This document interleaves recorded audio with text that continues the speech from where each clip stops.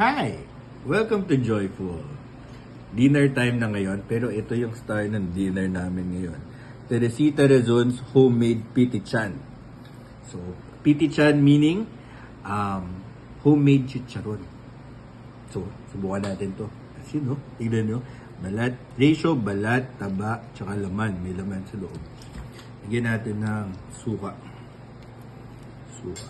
Lagyan natin ng maraming suka. Ay na, ano, bawang pala. Suka na may bawang. Okay? Manyo, Teresita Rezon's.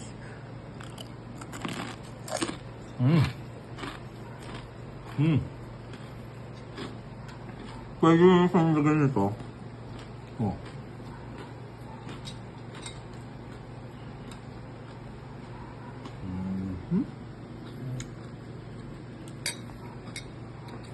Yung mga native na ano, ganito yung ginagawa nila. May atsara, tsaka chicharon.